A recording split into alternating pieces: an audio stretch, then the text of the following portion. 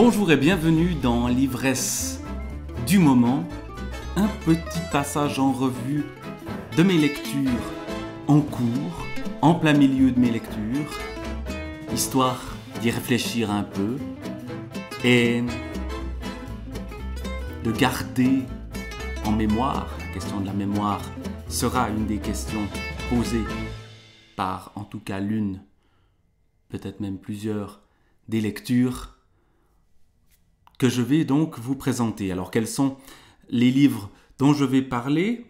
Je vais commencer par La clarinette de Vassilis Alexakis, un livre dont je dois dire que je l'ai acheté à l'époque, j'ai mis longtemps entre l'achat et la lecture, seulement pour son titre.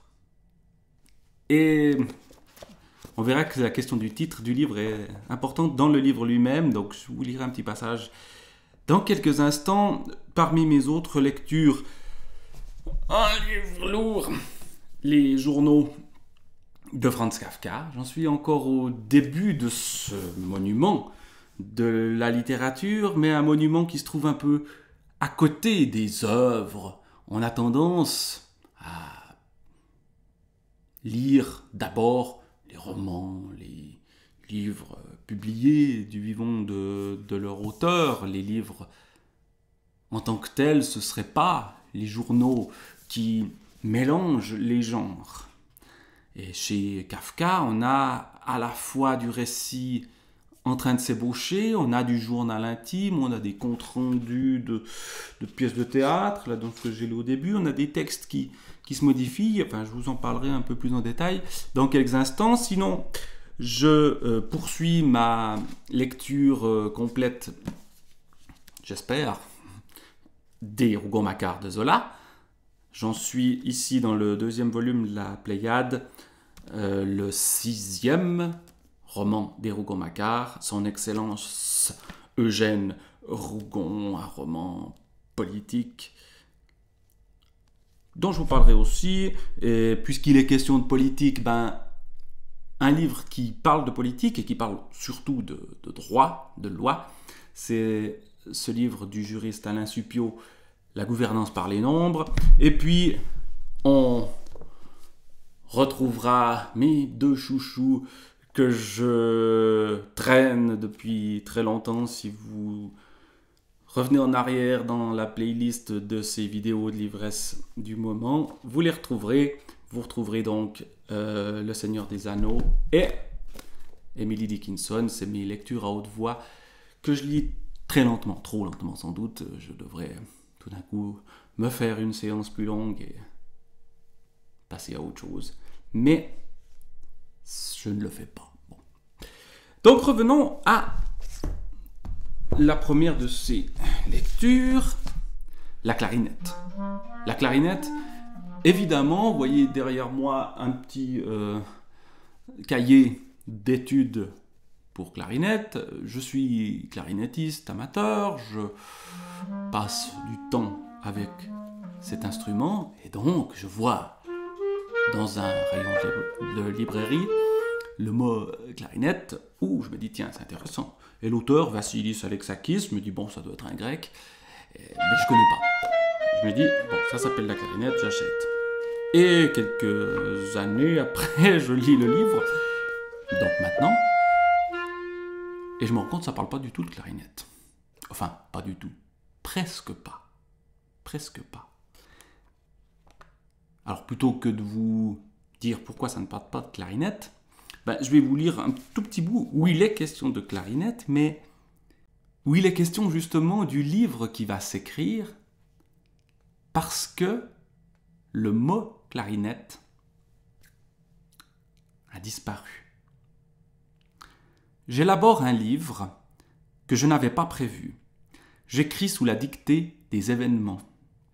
J'avais envisagé un texte sur la crise grecque et aussi sur la mémoire. De fait, le texte qu'on lit porte en effet aussi sur la crise grecque lors d'un voyage de l'auteur ou du personnage. C'est un roman, mais très autobiographique, mais l'auteur affirme plusieurs fois c'est un roman, parce qu'il y a des choses sans doute qu'il invente, on ne sait pas trop. Bref, il est question de cette crise grecque. C'est écrit, ce livre-là, en quelle année? En 2015. Donc écrit sans doute un tout petit peu avant. On est dans une période où la Grèce est dans un sale état. Et la mémoire, il en est question. Justement, à propos de la clarinette, je continue un tout petit bout ma lecture. Mon intérêt pour la mémoire avait été éveillé par un oubli.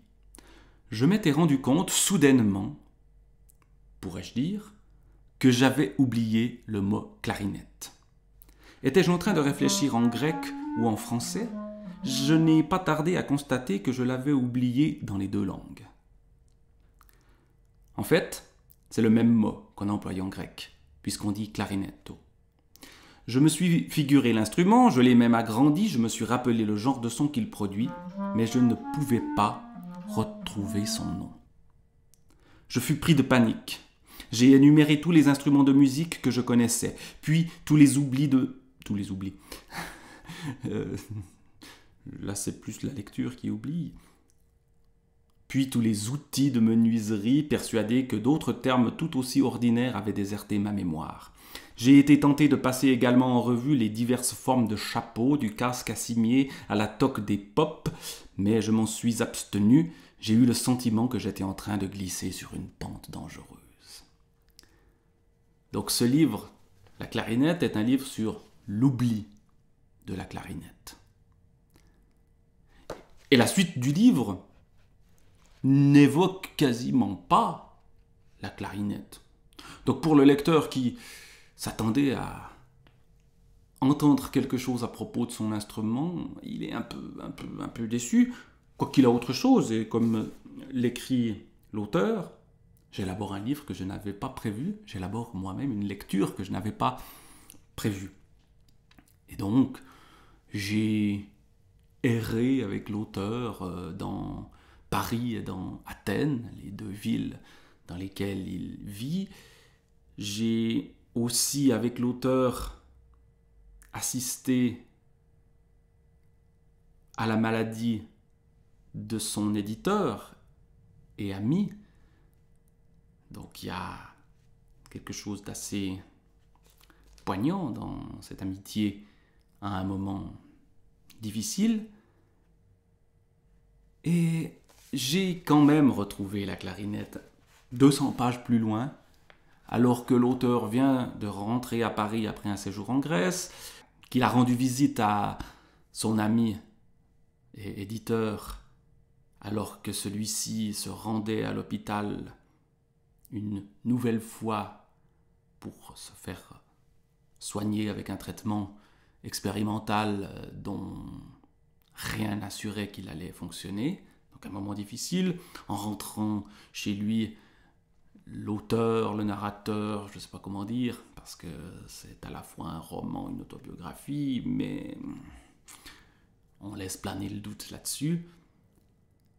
Le narrateur, l'auteur, Vassilis Alexakis ou je ne sais qui, rentre en métro, il a mal au ventre, il n'est pas bien, il fait dans son pantalon, et son pantalon est à sécher à la fenêtre, et soudain, dans ce moment assez peu ragoûtant, voilà à nouveau la clarinette.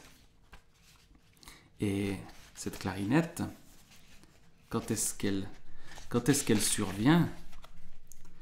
Pendant que je discourais ainsi, quelqu'un s'est mis à jouer de la clarinette. Cela m'a paru suffisamment extraordinaire pour m'inciter à mettre en doute ma perception. Mais non, je ne rêvais pas. Quelqu'un jouait bien un air de jazz à la clarinette. Il n'était pas si loin d'ailleurs. Peut-être était-ce un client de l'hôtel d'en face.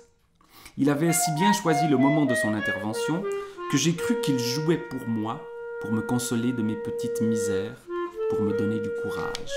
Mon pantalon semblait entendre lui aussi la musique, car il dansait de plus en plus allègrement. Trop, sans doute, car il a fini par se détacher des deux pinces à linge qui le retenaient sur le fil et sauter dans le vide. Il a dû continuer à danser pendant qu'il tombait, jusqu'à son atterrissage sur les dalles de la cour, ou sur les poubelles qui sont alignées à gauche de cet espace. Peu après, la musique s'est arrêtée. Donc, la clarinette de Vassilis Alexakis. Il est question quand même un tout petit peu de clarinette. Mais il est surtout question d'une amitié, il est surtout question d'un rapport à la langue, aux langues. Le français et le grec, ce sont les deux langues de l'auteur. Et évidemment, un livre qui parle d'amitié et qui parle de langue, même si la clarinette y joue un rôle mineur, c'est quand même un livre à lire. Mais passons à un deuxième livre.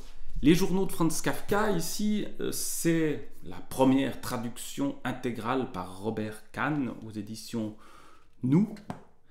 Il y avait une traduction déjà, je crois, par Marthe Robert des journaux de Kafka, mais qui étaient élagués. Il y avait des choses qui n'y figuraient pas.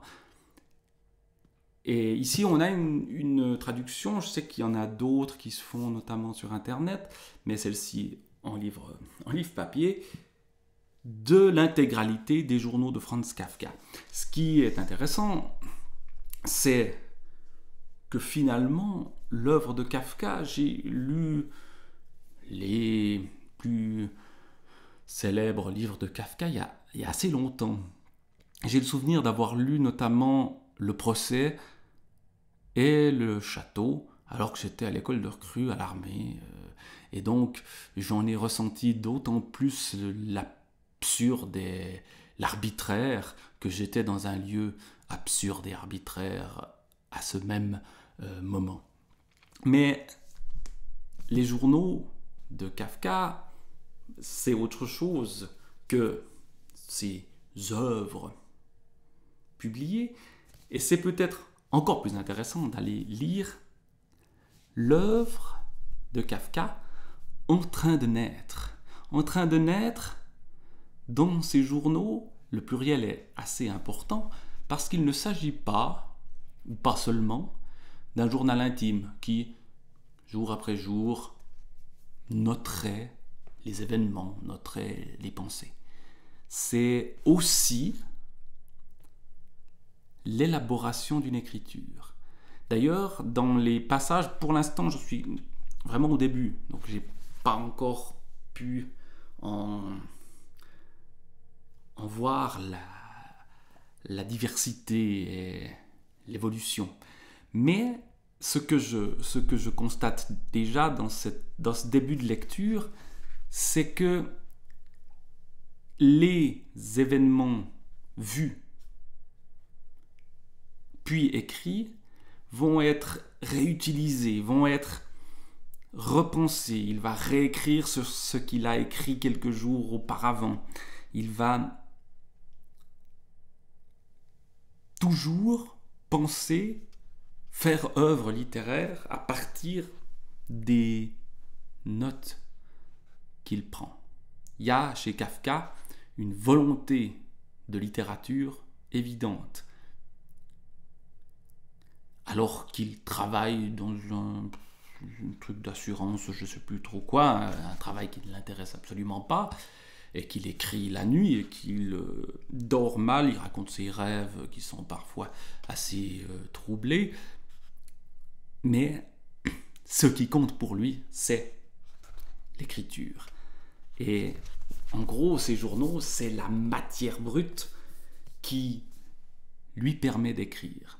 Et ça, c'est un témoignage absolument essentiel que de donner à lire, et les éditeurs ici ont fait un travail, je crois, nécessaire, l'œuvre dans ce qu'elle a de tâtonnant, dans ce qu'elle a de construction petit à petit. J'en reparlerai sans doute. Il est fort probable que dans mes livresses du mercredi où je lis des petits bouts, il y ait de temps en temps ces prochains temps du Kafka, parce que bon, ça va m'occuper encore un bon moment, donc les journaux de Kafka, là aussi, une œuvre absolument nécessaire. Continuons dans les lectures dont j'ai déjà parlé. Il y a Émile Zola que j'ai parcouru déjà en grande partie, les Rougon-Macquart, la volonté de lire dans l'ordre les 20 romans qui composent cette série. J'ai commencé récemment le 2e volume de la Pléiade et le 6e roman, donc Son Excellence Eugène Rougon. Roman autour du monde politique sous le Second Empire. Eugène Rougon, ministre ou président du Conseil d'État, après les différentes institutions de l'époque me sont assez étrangères, étant donné que non seulement je ne suis pas français, donc je ne connais pas toutes les subtilités de la politique française, et en tout cas encore moins celle de l'époque du Second Empire. Ce qui est intéressant, c'est qu'on a au début une scène de l'Assemblée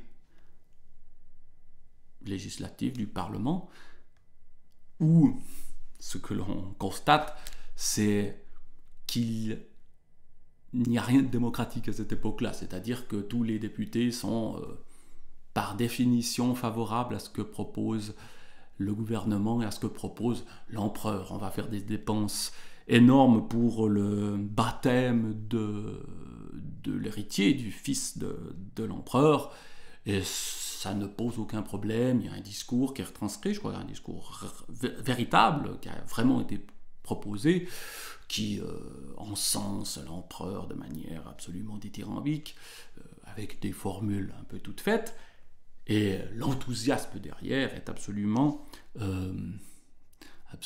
sans la moindre opposition. Et dans un système tel que celui-là, faire de la politique, c'est autre chose que de défendre ses idées. On est dans de la politique politicienne. Il y a aussi un personnage qui intervient, qui donne une dimension moins strictement politique à ce livre-là. C'est un personnage de femme, même si Eugène Rougon, les femmes, ça n'a pas l'air de l'intéresser beaucoup. Ce qui l'intéresse, c'est le pouvoir. Même si, au début du roman, il perd son pouvoir. Et toute la question, c'est est-ce qu'il va le récupérer et comment il va faire. Il y a cette femme qui s'appelle Chlorinde, qui le trouble quand même, et qui manœuvre de ses charmes autour de la politique, et autour d'Eugène Rougon, qui se livre un peu trop à elle, se confie un peu trop. Donc, un roman sur la politique, dans cet immense tableau d'époque qu'est la suite des Rougon-Macquart, ça n'est pas ce qui m'attire le plus, pour être franc. Le roman suivant que j'avais déjà lu, L'Assommoir, j'ai très envie d'aller le relire parce que c'est une vieille lecture. Celui-ci m'était un peu passé à côté, parce que des questions de politique politicienne, encore aujourd'hui, c'est pas ce qui me passionne le plus. Mais en même temps, d'aller dans les coulisses, comme on va dans les coulisses de l'écriture avec Franz Kafka, et aussi un peu avec Vassilis Alexakis, c'est aussi quelque chose qui a son intérêt. Mais passons à un 4e livre où il est question de politique, mais il est question surtout de droit. Il s'agit de La gouvernance par les nombres, de Alain Supiot. Ce qui est intéressant dans ce titre, la gouvernance par les nombres, c'est d'abord ce mot gouvernance qu'on entend aujourd'hui très souvent, la gouvernance. Or, les puristes de la langue française vous diront, on ne dit pas la gouvernance, on dit le gouvernement. Sauf que la notion est sans doute un tout petit peu différente, en tout cas selon Alain Supiot. Et que le gouvernement traditionnel, c'est un gouvernement par les lois. Et le phénomène majeur de notre temps, c'est le remplacement du gouvernement par les lois par la gouvernance par les nombres. Et il montre assez bien en droit ce que ça implique, et également en économie du droit.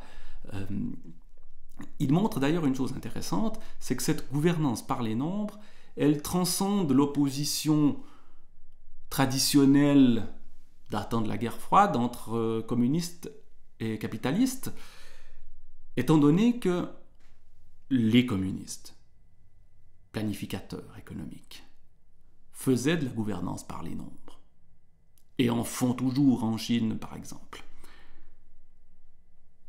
C'est-à-dire que les lois étaient subordonnées aux résultats économiques. Et dans le marché néolibéral ou ultralibéral, en gros, c'est la même chose. Les lois sont subordonnées au marché. Et une loi va être pesée sur une balance et en gros, elle va se modifier selon qu'elle est nuisible ou favorable au marché. Au point qu'on a aujourd'hui des tribunaux non étatiques qui sont sous l'emprise des entreprises multinationales et qui, en gros, n'ont pour seul but que d'équilibrer les échanges, sans avoir une tierce partie. En gros, l'idée de la gouvernance par les nombres, c'est qu'on est dans un système de contrat où il y a deux parties qui, au fond, doivent trouver un arrangement. Dans le gouvernement par les lois, il y a un numéro 3, qui est en fait un numéro 1. C'est la loi, c'est le gouvernement, c'est l'État. Et ce sont des principes qui ne sont pas des nombres. Dans le chapitre que je viens de lire, qui est dans un chapitre qui s'appelle « Calculer l'incalculable », il est question de la dignité. Peut-on chiffrer la dignité? Dans un système de gouvernement par les lois, la réponse est évidente, on ne peut pas chiffrer la dignité. La dignité est un principe et il ne faut pas sortir de ce principe. C'est comme ça et c'est une loi.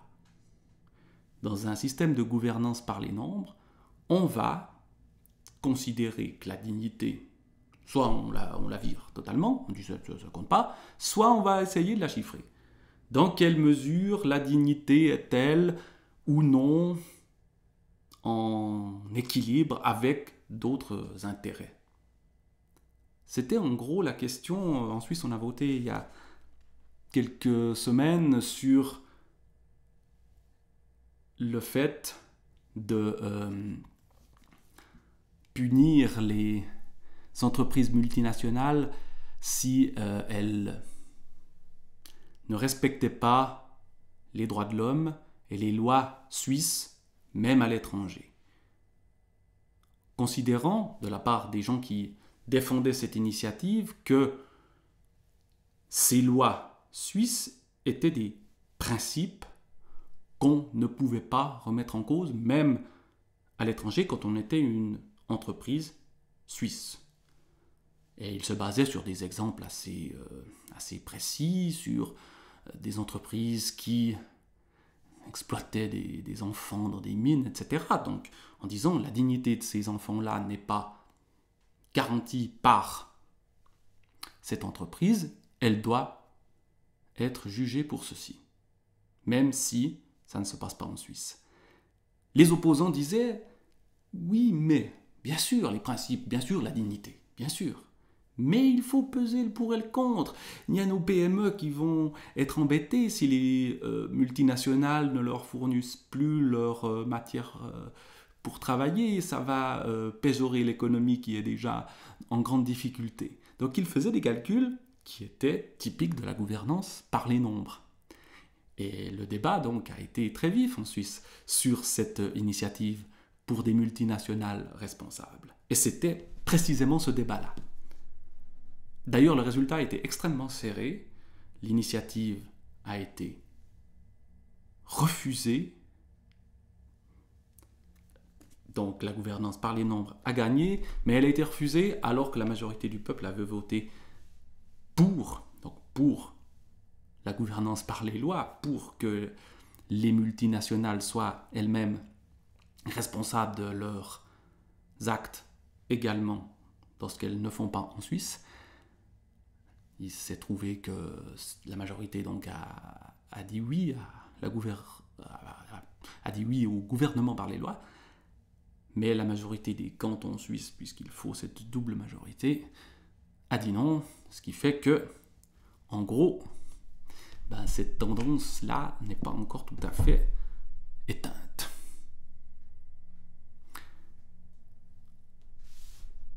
Donc les initiants étaient un peu des gens qui voulaient sauver le monde, comme la communauté de l'anneau. Là, je reviens à mes sempiternelles lectures, je ne vais pas y passer des heures. Je continue à, de temps en temps, lire à haute voix le Seigneur des Anneaux, et j'en suis à un moment assez important, un moment de bascule. C'est le moment où la communauté de l'anneau se forme. Il s'agit de sauver le monde, rien de moins que ça. Dans le Seigneur des Anneaux, face au mal, à Sauron, les hommes, les elfes, les nains, les hobbits, les magiciens vont former une coalition et, malgré leurs différences, s'engager dans une guerre. Il faut rappeler qu'on est au moment de l'écriture de ce livre-là, juste après la Deuxième Guerre mondiale, où aussi, face au mal qui était le nazisme, une coalition tout à fait contre nature s'était formée entre les démocraties libérales et Staline, même si, selon Alain Supiot, le système n'est peut-être pas si éloigné que ça, mais à l'époque, il n'était pas question de gouvernance par les nombres, il était question de principes qu'on défend. Et dans Le Seigneur des Anneaux, c'est la lutte du bien contre le mal. Le petit hobbit va être celui qui porte l'anneau, mais il va avoir besoin d'aide autour de lui. Et là, j'en suis vraiment au moment où il vient d'être décidé que l'anneau doit être détruit et que cette communauté va se souder autour de Frodon pour aller détruire l'anneau, mais pour lutter contre toutes les forces du mal, contre l'axe du mal, comme disait le président Bush à l'époque. Donc je continue cette lecture. Évidemment, c'est plein d'aventures, c'est plein de magie et de mystère. C'est ce qui fait aussi l'intérêt de ce genre de livre qui est création de mythes contemporains. Dernière lecture, Les petites respirations poétiques d'Emily Dickinson, ses petits quatrains et autres poèmes brefs, que je lis en anglais sans savoir prononcer l'anglais. Donc chaque fois que j'essaie de lire ça à haute voix, je me rends compte à quel point je suis embêté et à quel point je ne sais pas comment prononcer l'anglais. Ça me frustre terriblement. Même si je comprends l'anglais, il y a quelque chose dans cette écriture qui qui m'embête. Mais je vais vous lire un petit quatrain, un peu au hasard, le 55, des années 1864-1865. Mourir sans le mourir et vivre sans la vie, voilà le miracle le plus ardu proposé à la foi. Il y a une dimension religieuse dans Emily Dickinson, comme dans la communauté de l'anneau, qui évidemment aujourd'hui sonne parfois un peu dans le vide. To die without the dying and live. Vous voyez, par exemple, je ne sais pas si on dit live ou live, and live without the life. This is the hardest miracle, propended to believe. Vous voyez à quel point je gâche tout en lisant ça en anglais, parce que oui, je sais pas, il n'y a rien de naturel dans la prononciation de l'anglais pour moi. Pourtant, j'écoute des choses en anglais tout le temps, mais voilà. Mourir sans le mourir et vivre sans la vie, voilà le miracle le plus ardu proposé par la foi.